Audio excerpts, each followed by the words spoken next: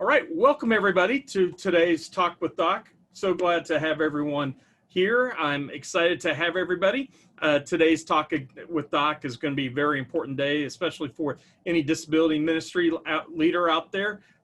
Today's talk is on restarting your disability ministry.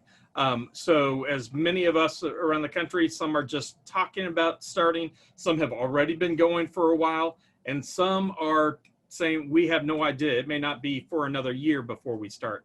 So we've got a little of everything, but I've got an amazing panel of amazing leaders here, and we'll just kind of go around and let them all introduce themselves. We'll start off with Joanna French. Go ahead, introduce yourself, and thank you so much for being with us today. Thanks, Doc. My name is Joanna French, and I'm the special needs pastor at Flint Hills Church in Junction City, Kansas. We're a small church. We have about 100 people who attend/watch online, and we have 30 in our special needs ministry. We do things like respite nights, and we just recently kicked off individualized spiritual growth plans. And there's also a mental health ministry to our special needs ministry where we go out in the community and we love on people, and we do these signs we hold up, and then we are intentional about loving our community and recognizing people who work with special needs children and adults as well. We are extremely blessed and excited to be here today, so thanks, Doc. Absolutely. So glad to have you. Rachel, welcome. Thanks for being with us. Thanks, Doc. I'm so excited to be here today. My name is Rachel Ritter, and I am the kids and special needs pastor at Genesis Church out of Tallahassee, Florida. We've been doing special needs ministry for a number of years, and several years ago, we had already started doing Sunday morning special needs ministry, and we were fortunate enough to connect with Tim Tebow and Night to Shine, and it really kind of opened our eyes to the importance of teen and adult special needs ministry, and really kind of expanding on that. And so we've done that for the last couple of years, and actually kind of out of that has grown a separate nonprofit that we started really looking at providing programs for those teens and adults who, once they're kind of out of the school system, start to lose some of those programs in that community. And so that's kind of our heart and a lot of what we do down here in Florida. Very cool. So glad to have you with us. And Alison, welcome all the way from Pennsylvania. Go ahead, tell us all about you and your ministry. Hi, thanks, Doc. This is a real privilege to be here. So I'm obviously originally from England, but moved over to Pennsylvania 9 years ago and took over the position of Special Needs Ministry Director at Willowdale Chapel in Kennett Square, Pennsylvania, right down in the bottom by borders of Delaware and Maryland.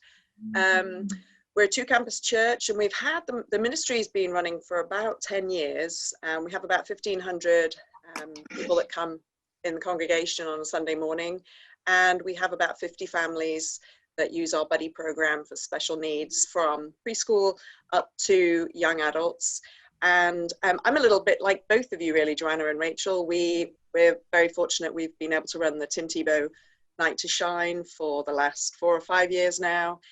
So we're sort of working towards more and more programs for the young adults, but we have a monthly respite night, and we take children of all ages and all siblings, and we have children from, I think the youngest handed over to us was 4 months old, and we've had 32-year-olds join us as well. So that's a great age range there. Yes, awesome. And then just remind me, see, Alison, you have a couple campuses with your church, is that right? Yes. Yeah, 2. Yeah, and Rachel, you're just one campus there, right? Okay, so we got a couple differences. In the church I attend, we have 3 campuses. So we got a little of everything here, and that's what I love today, and kind of why I picked our leaders that we have, showing, you can do amazing ministry in a small church like Joanna is, all the way to, larger churches and multi-campus churches. And, everyone, like I said, is in different states with reopening. Some of our friends out in California, I've been talking with them. Many of them right now are being told they won't reopen until 2022. So another year away. So They're trying to figure out how to do programming and what to do with their families and everything. But there's many churches now who are starting to reopen. And, COVID has definitely thrown everybody for a loop, and none of us were ready for this or expecting it. But, I first want to say, I think COVID has been a blessing in many ways for everyone.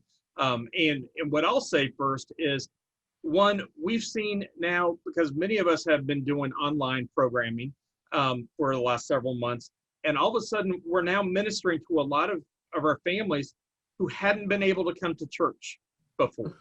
And so that's been a huge blessing. But now that's something else we have to think about as we restart. We can't just forget about these families who haven't been able to come to church. We need to do it. So as I'm helping churches restart, I'm encouraging them, one, as they're trying to get leadership and everything put back together, try to develop what I'm calling maybe either an online volunteer or coordinator who can actually kind of run that part of it, because we want to make sure we're still ministering to those families with that. But so that's just one of the first things I want to throw out. But why don't just kind of throw out right now and see where's everyone in the state of starting and some of the challenges you guys are talking through with reopening. I know a couple of you are actually meeting. Alison, you guys are outside still, so things are coming. What are some of the challenges you guys have come across, and how are you working through that? Anyone can jump in. Well, we have reopened pretty completely. We even had our first respite night back from COVID just a couple weeks ago. And one of the things that we're consistently talking about is, how do we care for the people who are perhaps more immunocompromised? Because we see that with the special needs ministries, of course. And we had to be super intentional with our respite that we did, that we kept them in family groups and we rotated them through, and we cleaned everything in between, and we switched out sensory buckets and things like that. And then, of course, we're having kids come back from months without being at church, and now they're having to relearn the routine. And that's a big deal too. We're blessed because we have an amazing children's pastor who's so patient, and he works wonderfully with me, and he recognizes that although the kids might be a little bit different, they're still just kids. And we've been blessed throughout this because people have watched online, and we've had more adults with disabilities show up to church since it reopened. And so we're just really excited to see what God does, but that doesn't mean it's without, complications, I guess I would say. Right. And I should probably just throw out real quick, any of our attendees who are watching this on Zoom, again, if you've got any questions, you can put them in the chat or the Q&A. Anyone watching on Facebook Live, you can put any questions you might have in the comment section. I'm following there too. So we'll be sure to make sure to get your questions answered. So Rachel or Alison, go ahead. Yeah, I think, it's hard because there's just so many things that special needs ministry, I think, was challenging in a lot of ways to begin with before any of this ever started. And so it's just bringing all the extra things in. And so when areas have sort of local ordinances and mandates that require certain things, it's kind of like, okay, how does that work? And how do we make that work? We're fortunate here, while we are in a mandate where masks are required if you are indoors at all, there is language which I had to really go and study and call and ask and find out, the exemptions. And so because a lot of our friends cannot wear a mask. And right. so even just that one area of so many, new factors that are being brought in just kind of require extra care and wisdom and sort of walking through that. So it's been interesting, definitely, but so rewarding because that was one of the things. So we reopened in May, actually, and we reopened our church for 4 weeks before we reopened any ministries. And for those 4 weeks, the numbers were very small. I mean, that was back in May, and so the population that returned right away was limited. But several of them were our families with special needs, and they would come in every week. Is special needs open? Is the special needs class open? Is, you know, and so I knew that, you know, as we were kind of looking to reopen some things, that was something that while we want to err on the side of caution and we want to use that wisdom, we were really being told this is a need that we have, and we need to be able to be here and bring our kids here. And so we worked really, really hard to allow that actually to be one of the first ministries that we reopened. And so, but yeah, and so it's been really rewarding to have them back in there and have those families back. Absolutely. Yeah. Alison, where are you guys with it being outside? Well, it's interesting. So we have had, I think, 5 weeks now of an open air tent. And I know at least 2 of my families have come, but not with the whole of their family. And we're potentially looking at what would it look like once the weather really does get too cold to be outside. What does that mean moving inside?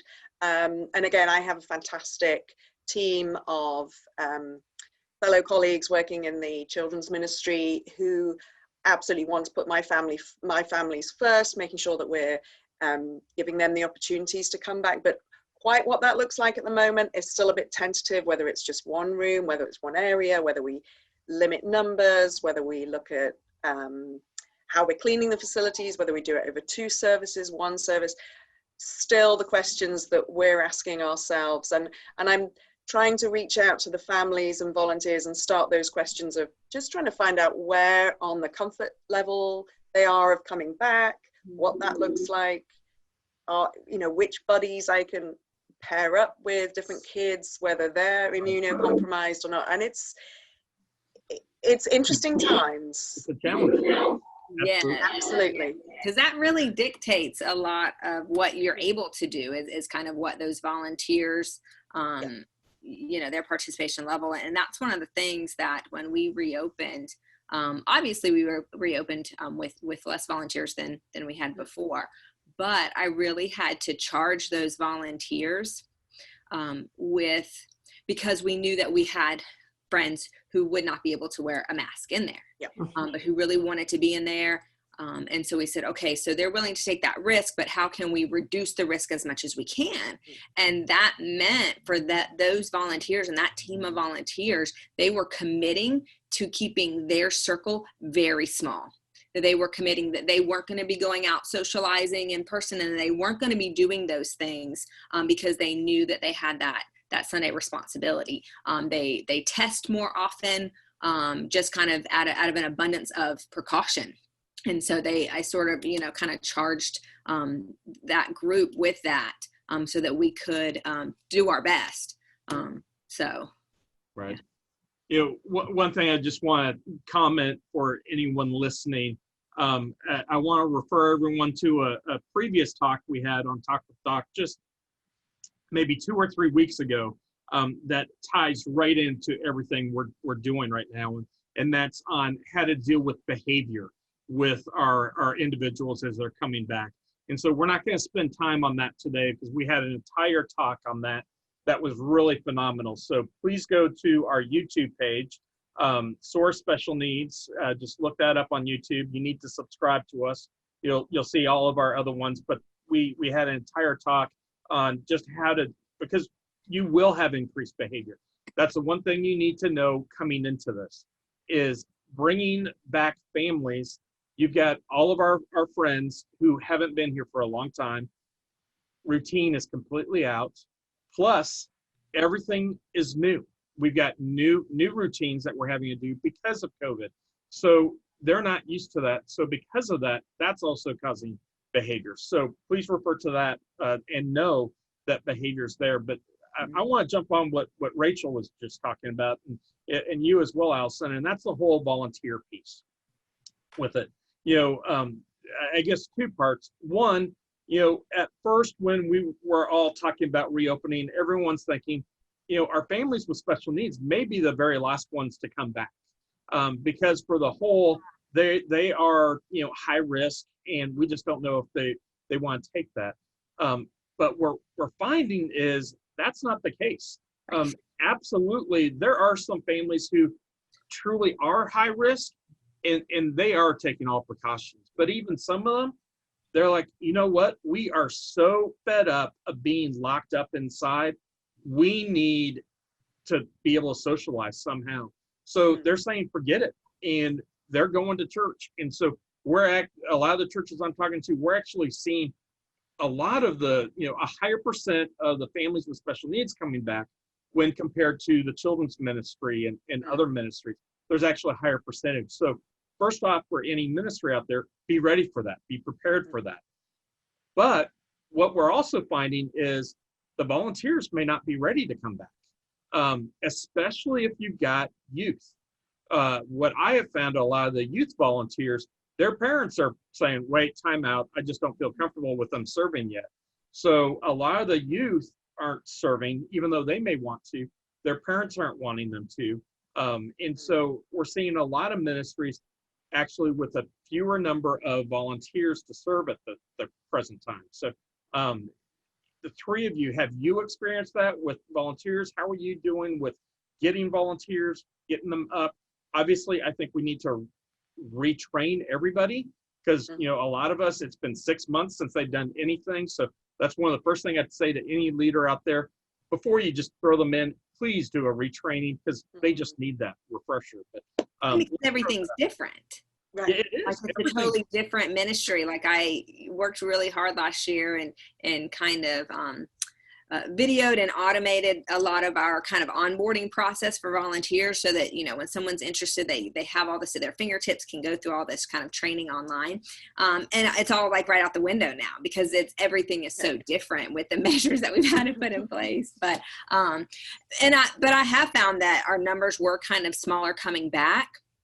And I was worried about that in the beginning. But what I found was those that were comfortable coming back were ready. And so what it allowed, the passion and the drive that they had, they committed to really being there every week, serving every week and doing that. And that actually wound up benefiting us because it was the same people. So they were able to see over a period of time what was working and what wasn't versus if there were kind of different people coming in and out. They were able to kind of have this consistent view of how things were going and where we needed to modify or, make changes. And on the other side, it allowed our kids to have that consistency. So they were seeing the same person and they were working. So it helped them get back into the routine a little bit better. And now that things have been open for a couple of months for us, we are now seeing other volunteers going, okay, I'll come back. But when that initial reopening, it was hard, but it actually wound up being a blessing. Yeah, that's good. What about you, Alison or Joanna? What have you been finding with volunteers? I think I was surprised initially that I wasn't maybe getting some of the email responses back from some of my volunteers. But when I did put out a call for volunteers for our drive-through pizza and craft pickup that we've had in replacement for the moment of our respite night, actually, I was overwhelmed with volunteers and had more than I needed. And that's been really encouraging. And it's also been a different group of volunteers each month. So I've been able to sort of rotate round, get a feel for where they're comfortable. They've been able to interact and see some of the kids and wave as they drive through. So that's been good for the kids too. So I am hoping as I start reaching out and I think I've just really discovered that if I can make the call as individual as possible, then I do get generally a more consistent response or a positive response of actually, yeah, okay, I'm willing to come back. But I'm also in that dilemma of I don't want to, I want to make sure my volunteers are comfortable as well. But I love what you said about the consistency and just the fact that your volunteers, Rachel, were so keen and then have been able to provide that consistency for the families. That's warms my heart. I'm excited for that. Yeah. We Go ahead, Joanna. We've been in an interesting area because most of our kids that we have are pretty well paired with other kids and they work together and they build each other up. We only really need one adult volunteer at church during the day, which is interesting and different than most special needs ministries, I understand it. But we're noticing that there's a whole lot of retraining going on for the kids, and then therefore retraining for the volunteers, and understanding, where even just you have to wear a mask. We've lost 6 volunteers that have either PCS because we're a military town, or that have just, stayed online. And so we're seeing a pretty big hit, but at the same time, I feel like God has always provided what we needed. And so we have been extremely blessed in the fact that the kids have come back almost in waves. And every time another wave of kid comes back, another wave of volunteers shows up. Mm-hmm. And so I would just, suggest the first thing you do whenever you first start looking at volunteers, and we kind of gloss over this sometimes, but commit it to prayer and trust that God will provide them when it's needed. Absolutely. Yeah. Amen. And the massive exclamation point to that, and along with that, I think one of the other things we need to remember is, as leaders right now, one of our primary jobs, we have to recast the vision. We have to recast the whole mission of what our ministry is doing, why we are here, why it's so important. You got to go out and you got to be doing shoulder tapping, trying to get the volunteers. It goes back again to, it's my gold standard, my 4 most important letters in the alphabet, the ICNU. You need to observe someone and then go up to them and I'll go, hey, Rachel, you know what? I've been observing you the last few weeks and just saying some of the things you do. And I just got to let you know, I see in you someone who's got an amazing heart for people and amazing patience. And I want to ask you to pray about being a part of our disability ministry. The only requirement we have is that you are able to be a friend. Can you be a friend? And almost everyone's going to be able to say yes. And then I usually say, you know what, that's great, because everything else will teach you. You don't have to know anything. It's absolutely okay to be afraid. I just want to ask you to pray about it and see if God would have you come with us. And I'd love to come back in 2 weeks and just have a cup of coffee with you and talk about that. And you know what, when I do that and have that, one-on-one talk with them and do that shoulder tapping, I have a 90 to 95% success rate on getting them in to serve. Why? Because we're making the shoulder tap and saying, hey, you're going to be important. But that's what we really have to do. And we need to start getting stories out, sharing the stories of why it's so important to have our volunteers with us in ministry, especially now with restarting. The church, let's admit it, most of the church does not understand how hard this COVID has been on our families. They have zero idea. Not only that, many of our families are single parents. And, I don't know about your areas, but I know for mine, I'd say a good 30 to 40% of my single moms lost their jobs during this time on top of it, just like the rest of the country. Families with disabilities were not exempt from that. So all of a sudden you've got all these families who have all these extra things. And most families don't even think about that. And on top of it, now trying to make the decision, okay, do we go back to school? Is it in person? Are we at home? How are we doing all this?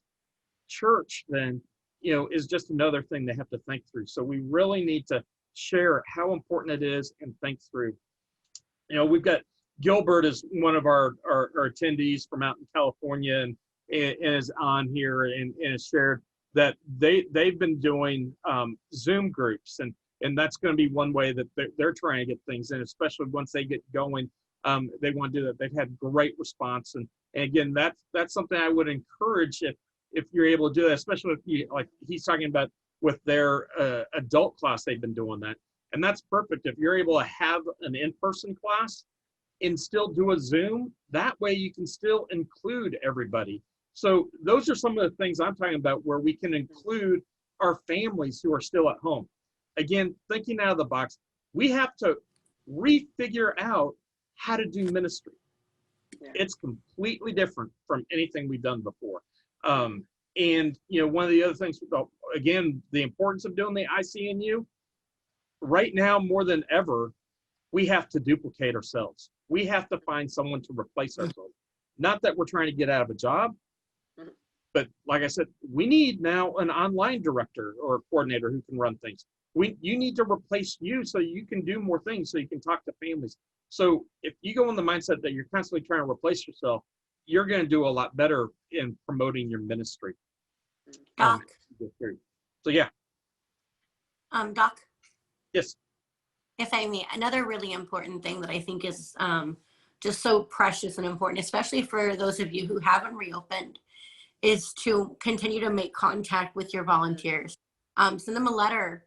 We do gifts every respite night, and we just something small just to say thank you and to recognize how hard they work and how they are integral to this ministry working, and they are affecting change and bringing lives to Christ, and that matters, and that we see that. And so I just really strongly encourage that wherever you're at, whether you have reopened or are still online for a while, that you be intentional about thanking those who are investing in the lives of your families. Absolutely. That's a great point. And even just the phone calls and praying, with the family, and actually spend time on the phone and pray with them is huge. One question I want to throw out to you guys, so, with COVID, how might this now change the way that you're thinking about doing ministry as you're opening? Obviously, when it comes to disability ministry, there is no such thing as social distancing. We just have to know that. But we've already all talked. It's important to make sure we're at least having our volunteers wear the masks. And what I would say, even if your church isn't requiring it for all the volunteers, our church now has kind of gotten to the point where it's recommended, not a requirement. But they're saying, okay, but if you serve in the disability ministry, it's a requirement. Do it. We just want to do everything possible to make our families feel as comfortable. But what might be some other things you're thinking of or trying to bring in just to make things as safe and assure our families that we're taking care of their child and keeping them as safe as possible? We have been doing a fidget bag. I don't know if you can hear me. Yep. It kind of froze. We've been doing a fidget bag that stays with the child, and then I sanitize it. We just have a couple that need that during children's service. And it's just a really small bag with like one of these and one of these. And they have those during services to have. And then of course, we did a respite night, and we think that we're probably going to keep doing that, because when you think about cold and flu season, that's also an issue for people who are immunocompromised. And I think one of the great things COVID has done is that it's made us realize that there might even be better ways of doing this calling that God has placed on our life. And that's incredible and such a blessing. Yeah, I love the bags there, and that's one thing I've recommended a lot of people. If you can have the buddies be carrying if you do a buddy system, carry a little backpack. It completely eliminates from the sharing. And if you have someone who may need headphones, you can put those in there. If you need whatever sensory item, you can put it there. It's all the reward boards you can put in there. Whatever you need, you can make it individualized and just make it a lot easier. So Rachel or Alison, we've done a similar thing. We have they're kind of like the plastic shoebox size containers that each because our special needs ministry as well as our children's ministry all require pre-registration, which I think is really, really helpful. So as much as because it really just allows you to best prepare, and it gives you an idea, because people, I think, like you said, Doc, are thinking, okay, well, we'll reopen it, but we probably won't have a lot of people, and then like 15 people show up. So having that sort of pre-registration, just make sure, that you're equipped for what's about to come through the door.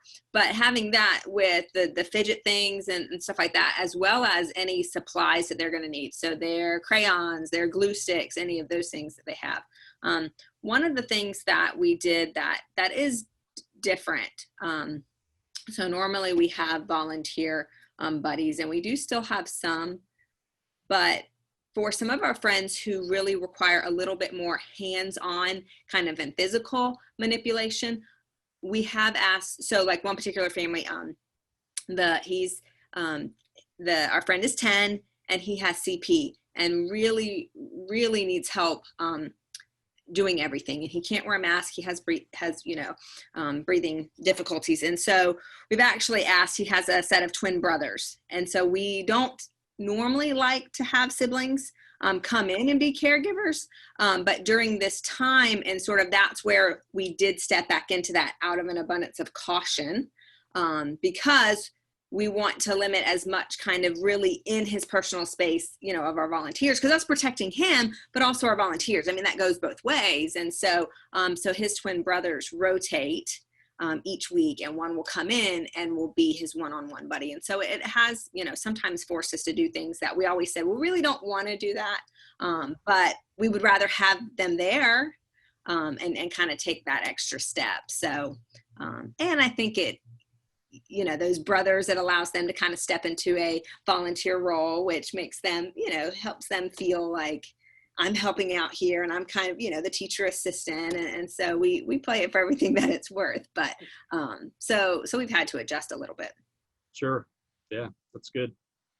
And we've had some discussions going forward for respite night to, how do we scale it down to having 150 people in the building to, 20, 25, and just really thinking through what Joanna was just saying about, okay, if we do rescale it, actually, maybe that is more beneficial to some of the families. If we just do it, maybe not quite the 4 hours, but maybe a little bit shorter, but maybe we can do it more frequently. And what that means, keeping some more family groups. I just wanted to add in one more. We've been able to have a Zoom prayer meeting for the ministry, but invited all the volunteers and the families, and that's been a really good time for them to be able to connect, because some of the volunteers haven't seen the families, or the families have been asking, and sometimes it's they don't necessarily have the personal details to contact them, but just through the forum of a prayer meeting, it has been so it's just been really connecting and keeping everybody together, and just keeping it in the hands of the Lord, and just saying, let's just keep praying. And that's really helped me with the sort of casting some, like you were saying, the new vision for the ministry and going forward, and just getting immediate feedback of, hey, this is what we're looking at in the next couple of weeks. Can you be praying for it? Can you, if you've got feedback, come back to me after this, but let's just lay it before the Lord here together as a focus for everybody. And that's just been, it's really been a blessing for me, just to it's not just all on me. It absolutely is the volunteers, the families, and it's just been sort of keeping us on the same track, but in all different locations. Yeah, no, that's awesome. And that's actually a great launch to one of the next things I wanted us to take a couple minutes and talk on.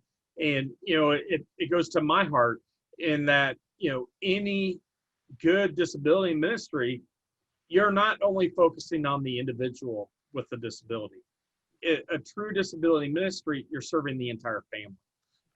You're serving the siblings, you're serving the parents.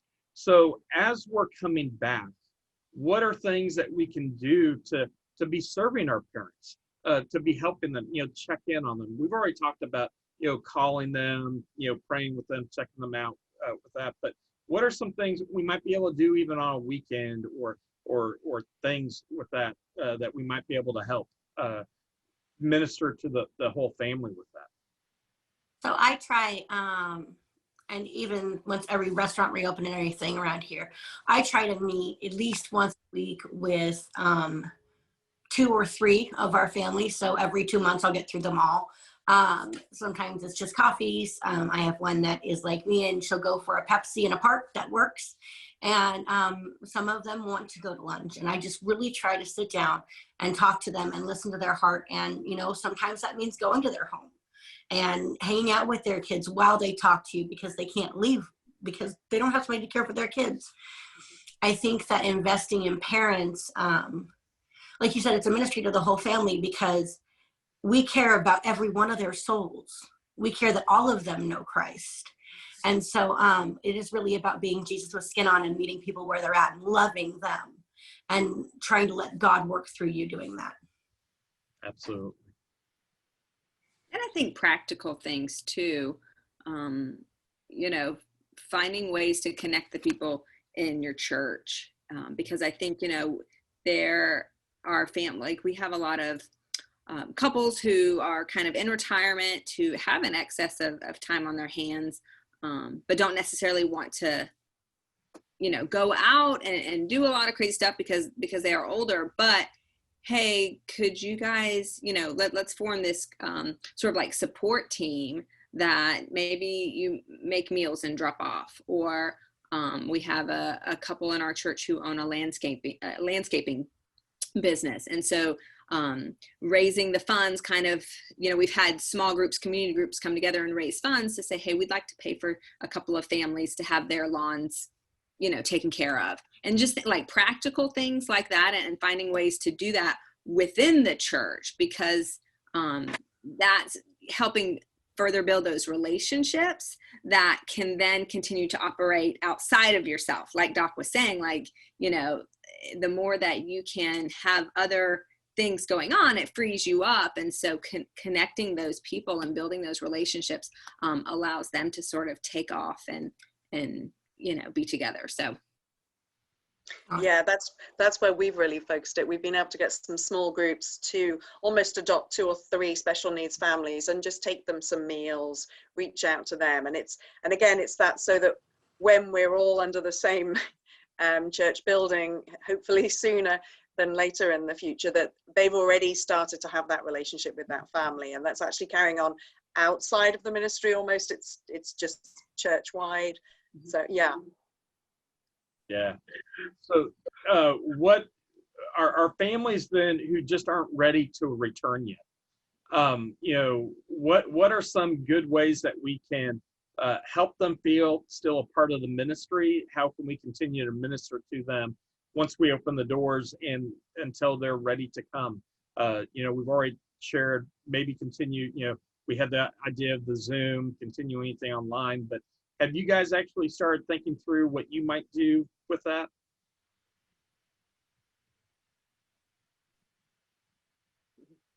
Well, I know. So I think sometimes, honestly, encouragement is such an important thing. And I think it's it's why there's a whole like spiritual gift of like exhortation and encouragement, because I've found where a lot of individuals, especially caretakers and parents, have felt really isolated, even though there's Zooms going on and church has reopened and things like that. It's a different culture than what we had a year ago. And so the smallest little things I find leave them feeling isolated, feeling, well, I'm not, I've only been able to come to the church once in the last 3 months. And so I'm sure y'all probably don't even, feel like I'm a part of your church.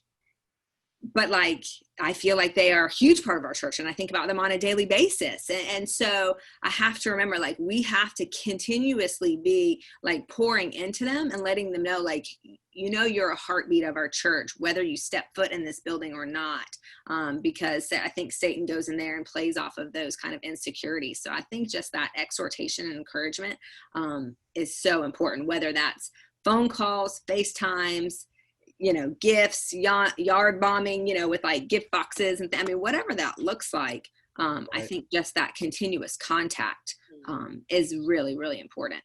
Yeah. Even the sidewalk chalk. Yeah. So, yeah. I wish I was a better artist. That's why I take my daughter. And I think that's another way of keeping volunteers linked and connected as well. It's just that reminder that, if they want to put something in writing in a card, or send them a text, or shoot them an email, it's just giving them permission, or just reminding, the families that they are loved, they are remembered. And it's interesting how I haven't heard from some families for 5 or 6 months, and then I've got a card just saying, I know we've not been in touch much, but thank you. We appreciate it. We are participating. We're just trying to survive. Right. But, yeah, that's huge. One of the things we can't forget also is fathers. Absolutely. For me, I'm a mom, and it's really hard to completely grasp everything that a dad is going through. But the fact is that already, statistically, our special needs fathers are more isolated because they're not talking about what they think and how they feel and how much stress it is. and yet at the same time, how excited they are. You know, I have one specific father in our church who is elated and will come tell me how excited he is that his son said his 9th word, but he won't tell his friends because it's almost this, your kid's not good enough stature. And so I think it's incredibly important that we have men from the church reach out and be like, hey, I was thinking about you. And then also even do something practical, like, or funny. Men like funny. I don't have a great sense of humor when it comes to things, but one of the things one of the guys did is he took a nail and a hammer and wrapped them up in a box and put a card up that says, "You nailed it," and just talking about how he's an awesome dad, and just things like that, to be intentional about recognizing fathers' roles in these kids' lives as well. It's funny you should mention the humor and the fathers. I actually started a online Zoom group for dads over the summer, and I have to say, I have never laughed so much than with that group of dads. They were just the best. It was the best night out on Zoom with these dads as an honorary mom or mum honorary dad. But yeah, and absolutely to your point, it's remembering it's a different relationship, and it's a different style of interaction that's needed for them as well to maintain. Right. And for everyone out there watching and listening, I want to let you know too that we're here for you. SOAR Special Needs is here for you. You know, you may feel like you are completely overwhelmed. You can't add on other things. Trying to figure out how you can best, you know, minister to your families, your individuals. You're more than welcome to join us. You know, we offer a parent support group that's virtual. We do that the 3rd Thursday of every single month. It's completely free. They can get on. It's usually after the kids get to bed. It's 8 to 9 p.m. Central Time. And we actually have parents from all over the country who are joining that. So if you want to share that with your ministry, happy to. And, you know, that's just another way you can offer your parents something. We're also doing virtual respite nights for our, you know, breaking it down by age. And we do a theme for each month. October, we're doing a comedy thing. We've got a comedian coming in who his sister has Down syndrome, and she's also a comedian. She's going to be coming on. And so we're having everyone bring in jokes, just like you guys said. We're going to laugh our guts out. And so we have one for teens, one for adults, and one for elementary. But offer that to your families. Again, completely free, and we'd love to have everyone be a part of that. Chris just, you know, commented, and he said they're hosting Masterpiece Moms in person twice a month for coffee time, and they're also hosting Masterpiece Dads on Friday evenings via Zoom, as far as taking care of their families. So you know, just again another way that, you know, another ministry is doing that, but just again showing such an importance that we need to do that with everything. One other question that I've got that came in goes back to our volunteers. And so I'll throw that out. And the question simply is, you know, we're saying we need to retrain our volunteers coming in. What special training do we need to do to talk about COVID? Or is there anything we have to do different? Or is it just redo your general training? Have you ladies thought through that or done anything different with that yet? So it kind of goes back to earlier, you know, there's such a plethora of information out there. And unfortunately, what is sometimes frustrating, because when we were looking at reopening and training and what our new protocols and things like that look like, it's hard because the information coming out seems to sometimes change. And so it's say, oh, you know, germs can live on it for, you know, 2 days. No, germs can live for 20 days. Like, so it's, you know, this right. Constant barrage of information. But I think it depends largely on your setup and where you're at. And because if you are having to, because I know a lot of churches have had to completely change the way that they do everything, from the way that people come into the building is different to how check-in operates. Like for us, even just the check-in process, previously you would go to the check-in desk. I'm, you know, Rachel, these are my kids, you know, check in. But because we're trying to not have people congregating anywhere, and because we do pre-registration, all of our kids are checked in ahead of time. And Right. so check-in takes place in their class. They simply arrive in their class. All their stuff is already there. It's already been taken care of that morning. And so even those, that's very different than what we did before. And so for us, it was a complete overhaul and brand new everything when we came back. And along with that was, of course, increased cleaning. And that's really where the student volunteers that we've had that have come back, that's really where we've used them, because sometimes I find some of our teenagers are kind of like, well, I want to volunteer. I don't really like know what to do, and they just kind of stand there, and you know, and some are better than others, but some, you know, just kind of like, until you tell them, hey, write the kids' names down on the craft or whatever, they're not doing anything. But having them help with the cleaning thing, because they know how to do that. Like, they know we need to wipe everything down. And so kind of charging them with that and saying, hey, every, you know, 10 minutes, can you go in anything that, you know, especially in some of, kids classes or special needs, the smaller kids classes, toys and things like that. Hey, every 10 minutes, just go in and anything you can find, wipe down. And that really, they kind of, you see them build this level of confidence, like, oh, I can do that. Like, I know how to do that. You don't need to teach me. Like, I can do it. And so, and it allows them, you know, even some confidence to do other things in terms of volunteering. And so that's really where we've utilized a lot of our students. They are like, you know, cleaning ninjas. I would just say that we've talked about sharing the SOAR resources, Doc, because they've just been so great. And I think what we were looking to do was to sort of share some of those ones, especially the one a couple of weeks ago on the behavior changes, to then be able to have a discussion about, okay, what did you think about? What are the kids that you know? What sort of behaviors? And maybe invite some of the parents in to say, yeah, hey, this is the kind of thing that they're struggling with, but this is where they're at. And then as regards to some of the transitions, I know for some of our kids coming back physically into the building, we're looking at having a few days out of the Sunday to just be able to bring them into the building to show them if there's anything physically different, like if there are going to be any screens, if there's going to be any sort of guideways or things that aren't open.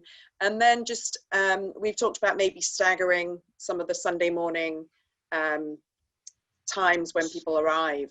And even just physically, if there's an easier exit or entrance that maybe they don't know now, but we know of because it's either a fire exit or something, and just making sure that we can have the kids use that area, get them used to it before, and just sort of limiting exposure to other families in church.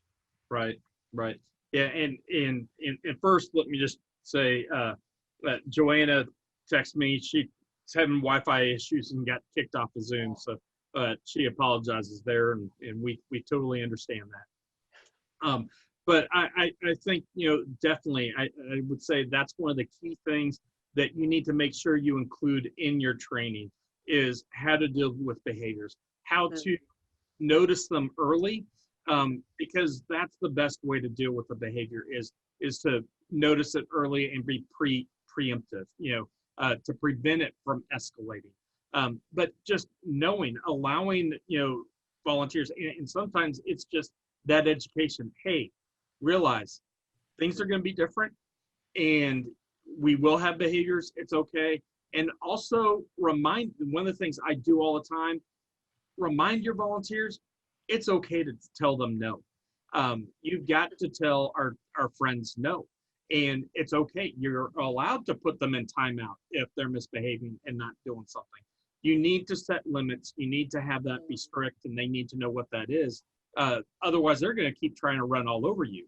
But that's how you're going to be able to direct it and do it. And there's nothing wrong with that. And so that's one of the things you know, anytime I do a training, I will always say, I give you 100% permission to tell them no.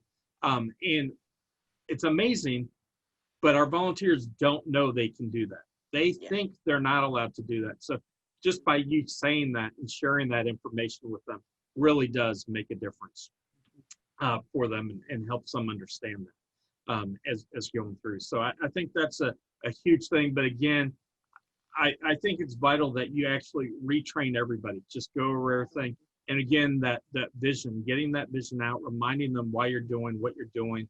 And if you really can, figure out how you can continue to minister to your families who aren't ready to come back yet. I want to say that's my biggest heart right now, that we don't forget those families. We got many families as well, like I said, who just are unable to come to church. They maybe never have been able to, and they never will. And I think this time has really opened our eyes to that and helped the church be aware of that. And we can't turn our back on these families now.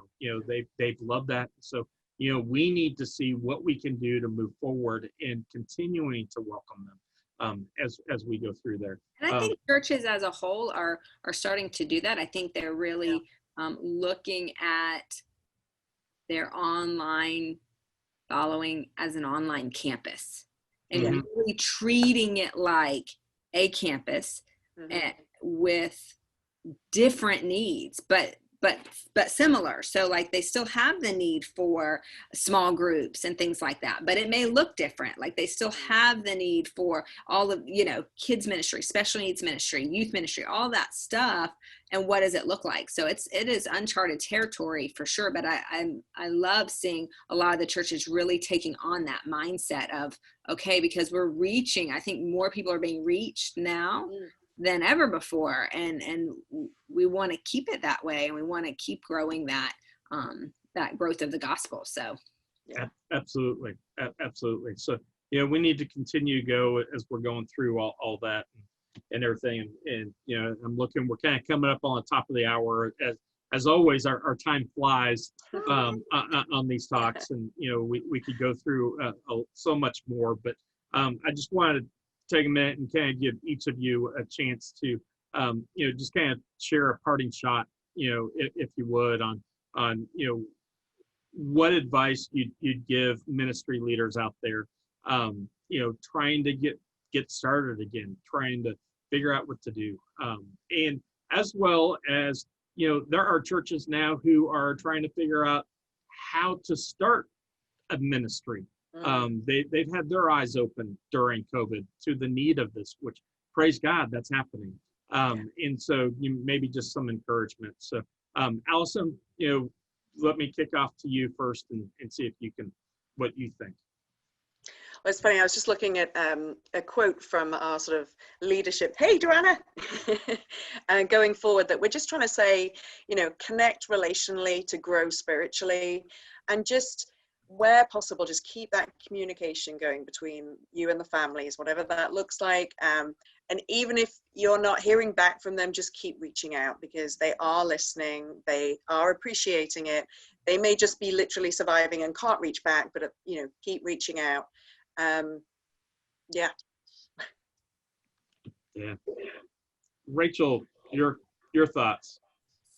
So I think starting is the biggest thing, and I don't think we have to start huge. I think starting small, even if your ministry had 30 participants in it pre-COVID, to say, okay, we're going to open up and we're going to start with 3.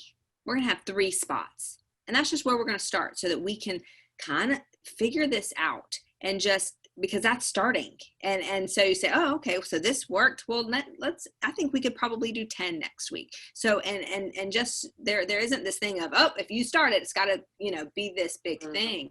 And that's something, I'm fortunate our lead pastor said, well, let's just start. If we need to step back, then we can, but like, let's just start. Right. Absolutely. So Joanna, you kind of got kicked off there. We're kind of up on top of the hour, so we're just kind of doing our parting shots. What can you just share with families or with ministry leaders, whether in starting up, restarting or starting a new ministry, as we're coming to a close? So I would say just celebrate every moment, celebrate every little victory, because they're all worth celebrating. It can become an overwhelming ministry. There's so much that needs done. There's so many people that need reached and need loved on, that sometimes we feel like it's just never enough. But the fact is, the Bible itself tells us not to look down on small beginnings. God celebrates a faithful step. And so as you're being faithful, as long as you're doing it for God and you're doing it out of his love, celebrate that and celebrate each new family and each new step. And each time a child makes it through another 30 seconds without a meltdown because it's different, celebrate, because if you don't, you will struggle.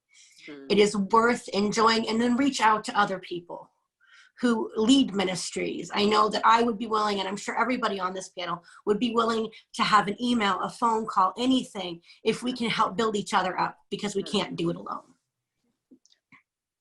Absolutely. So, first things, I'll jump on top of all that. We here at SOAR, we'd love to be able to help anyone either starting ministries or taking what you have and helping you take it to the next level. But a great way to start, come to the Wonderfully Made conference. That's going to be virtual. It's October the 19th through the 23rd. You can go to wonderfullymadekc.com, wonderfullymade, the initials kc.com. And for listening to this, I will give you a promo code, all capital letters, Talk with Doc, all capitalized, and that'll take 20% off your registration. So great way to get in. It's going to be an amazing conference. We have over 65 speakers from all over the United States and Canada, well over 100 hours worth of talks. And it's just going to be, amazing for everyone to come and see and be a part of. A great talks, whether we got a track for families, we got track for ministry as well. Something for everybody, whether you're starting a ministry to whether you're already a seasoned, ministry, we got something for everybody. Along with that, anyone who has families or anyone who is a family out there, we just created a brand new Facebook page, a brand new Facebook group called SOAR Parents. And we encourage you to join that. We're going to start putting all kinds of information on there. You can go to our SOAR page, and then it'll be one of the groups on there. We're going to start sharing things, a lot of advocacy, different things like that. It'll also be a place where you can just go and share with other parents. If you've got questions or anything like that, you can share. We're also in the process of developing a parent mentoring program, and we'll be using that through there too. So a great resource we want to bring to everyone. For all the disability ministry leaders out there, I want to offer something very special to all of you today, and this is completely free. So God laid it on my heart. We are now going to be creating a virtual disability ministry directory that we will host on our website. So I want to give you the opportunity to create 5 to 10 minute video of your ministry, of what you do, and we will host it for you. It'll be searchable by city, by state. This does 3 things for you. First, it's going to allow you to recruit brand new families to your church. It's going to help families see what's going on, and it does many things. One, also that brand new family, one of the hardest things for new families is to go anywhere new and not seeing something. So this is going to help transition because they'll see it. It'll also help them because they'll see a leader and know where to go. But also, if you go on vacation, let's say you go on vacation to Tallahassee because it's such a great place and you don't know where to go. Well, you can get on, you can see the video for Genesis Church and see what an amazing job Rachel's doing and go, oh, wow, we can go and worship this weekend and know how to contact her. Great way. And again, great way to recruit. It's great for volunteers. Why?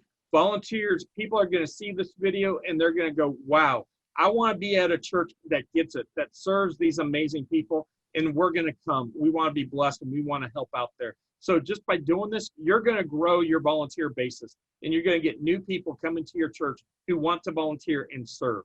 And then 3, we're going to help each other because we can all see what each other are doing and we're going to get ideas from one another. Guess what? Without having to travel all the way across the country to see it in person, we can do it virtually, see it, get these amazing ideas and learn from one another. So 3 great reasons for you to do it. If you want to be a part of that, I'm trying to get 50 so we can launch it well. I want to launch it after the conference. Email us at info@soarspecialneeds.org. Again, info@soar, SOAR, specialneeds.org. Next week, we are not going to have a talk with Doc. The reason I'm actually talking at another conference. I'm actually kind of overseeing and running that conference. It's going to be the Kid Men MegaCon conference, and there's going to be a special needs track with that. I'm actually overseeing the entire special needs track.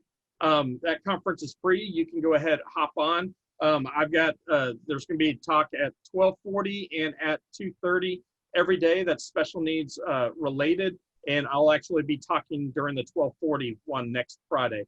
But I've got 3 talks next week, one on, training, one on starting ministry, and one on how to get senior leadership on board. They will all be abbreviated talks because they're shorter times. You'll get all those same talks at the Wonderfully Made conference, but the full talks there. So if you come Wonderfully Made, you won't miss out. If you're interested in going to that conference, you can go to kidmennation.com for that. But we'll be back together in 2 weeks. And I'm excited for this one. Our next talk, I'm bringing in Peggy Ployhar, and our talk will be the basics of homeschooling special education. She is the CEO and founder of SPED Homeschool, as well as being a parent. She's also going to be a speaker at our conference. But we're going to talk through all the ins and outs of homeschooling your children with special needs. Should you, how do you do it, give you resources, just talk through the whole thing, help you maybe with the virtual learning you may be doing. So a lot of great resources will be coming from that talk. That'll be again, October the 16th, noon to 1 p.m. Central Time. Would love to have you be a part of that. But again, remember to check out our Facebook groups, subscribe to our YouTube channels to get all our previous ones. And then finally, if you'd want to continue to help us be able to produce these talks, would love to have you partner with us. You can go to soarspecialneeds.org/donate and become one of our partners and help us financially on that. We'd love that. But again, ladies, thank you so much. Thank you for taking your time out today, sharing your wisdom with us. Again, my prayer for everybody is that you will start, just reopen and do well. Again, the emails for me, someone just asked, is info@soarspecialneeds.org. That's info@soar, SOAR, specialneeds.org. But thank you again today. It's been great. Again, any church needing anything, anyone out there, we're here to help. I know these ladies would love to answer any questions you have too. But ladies, thank you so much, and we'll talk to you all later. God bless.